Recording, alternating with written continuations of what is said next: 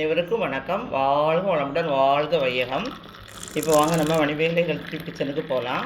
இன்றைக்கி நம்ம என்ன பண்ண போகிறோன்னா, டேஸ்ட்டாகவும் ஆரோக்கியமாகவும் எப்படி டீ போடலான்றதை பார்க்கலாம் வாங்க.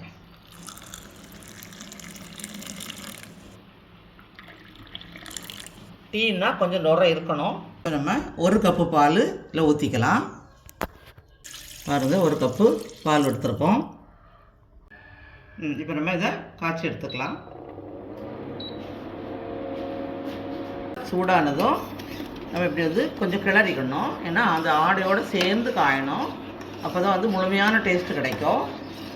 நீங்கள் பாக்கெட் பாலாக இருந்தால் 1க்கு 1.5 தண்ணி கூட வச்சுக்கலாம். இப்போ பால் கொதிச்சாச்சு. ஒரு 2 கொதி கொதிக்கட்டும். அப்போ ஆஃப் பண்ணிவிட்டு இப்போ பாலை 3/4 பங்கு பால் இப்படி ஊற்றிட்டு இந்த கொஞ்சம் பாலை இப்படி நிறுத்திக்கலாம். இதில் இப்போ 1 கப்பு தண்ணி ஊற்றிக்கலாம். இப்போ ஸ்டவ் ஆன் பண்ணிக்கலாம். டீயும் கொதிச்சாச்சு. இப்போ நம்ம டீ தூள் போட்டுக்கலாம். நான் லீஃப் டீ தான் போடுறேன். நீங்கள் உங்களுக்கு எந்த டீ பிடிக்குமோ அந்த மாதிரி போட்டுக்கோங்க. ஆனால் ஒரு நல்ல டீயாக பார்த்து, குவாலிட்டியாக பார்த்து வாங்கிக்கோங்க. இது கொஞ்சம் கூடுதலாக போடுறேன். 2.5 ஸ்பூன் போட்டிருக்கேன். டீஸ்பூனுக்கு 2.5 ஸ்பூன் போட்டிருக்கேன். இப்போ கலந்து விட்டுக்கலாம். ஃபஸ்ட்டு டீயாக இருந்தால் கொஞ்சம் கம்மியாக போட்டாவே கலர் வந்துடும்.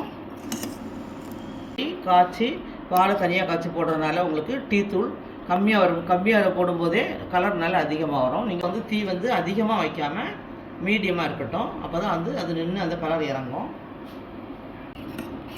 பாருங்கள், கலர் நல்லா இறங்கியாச்சு. இப்போ தண்ணி டீ மாதிரி இருக்கும். இதுதான் அந்த பால் கொஞ்சம் கலந்து காய்க்கிறதுனால இந்த பாத்திரத்தில் ஒட்டாமல் எல்லா கலரும் நல்லா கரெக்டாக இறங்கிடும். அதனால தான் கொஞ்சம் பால் சேர்த்து காய்ச்சிருக்கேன். காய்ச்சி வச்ச பாலை இதில் ஊற்றிக்கலாம். 2 இன்ச்சியை தட்டி போட்டுக்கலாம். கொஞ்சம் சுகர் போட்டு அடித்து வச்சுருக்கேன். அதில் ஒரு 1/4 ஸ்பூனுக்கு கொஞ்சம் கம்மியாகவே போட்டுக்கிறேன். மசாலா டீயும் நல்லது தான், அந்த மாதிரியும் போட்டு குடிக்கலாம். இப்போ பாருங்கள், டீ காஞ்சாச்சு. இப்போ ஸ்டவ் ஆஃப் பண்ணிக்கலாம்.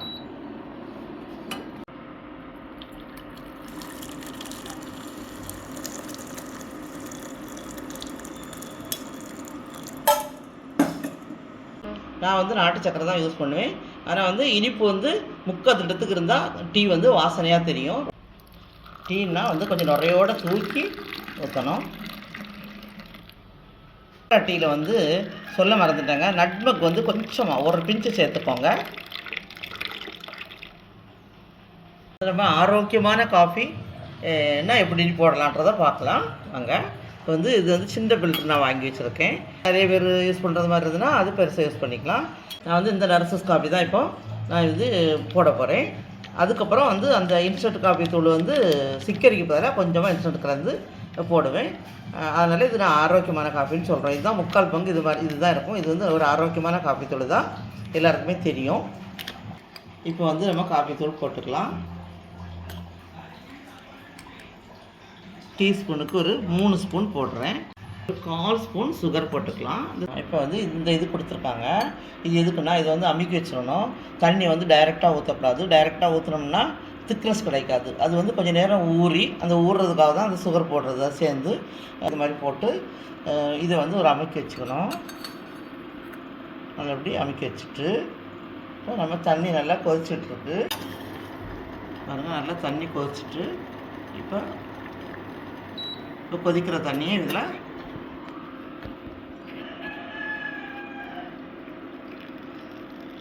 ஃபுல்லாக ஊற்றிக்கலாம்.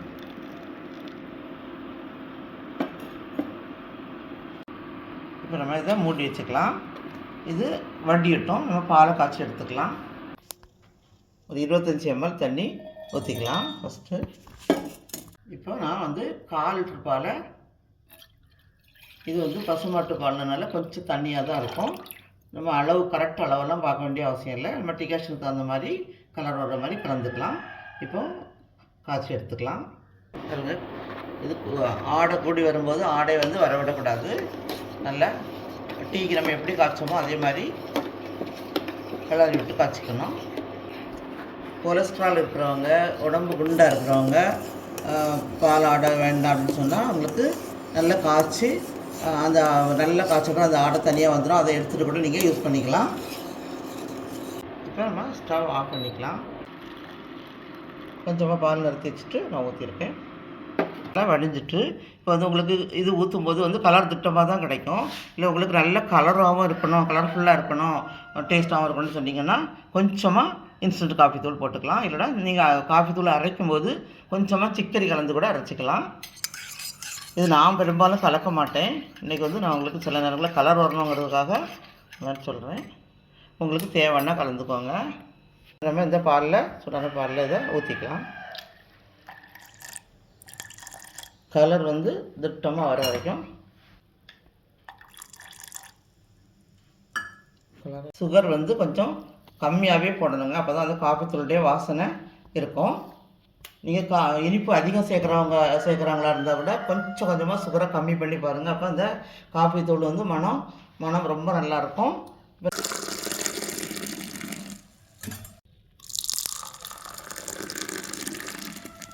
நீங்கள் வந்து காஃபி கொட்டையிலேருந்து அரைச்ச காஃபி எடுத்து குடிச்சிங்கன்னா அது வந்து ஆரோக்கியமாக இருக்கும்.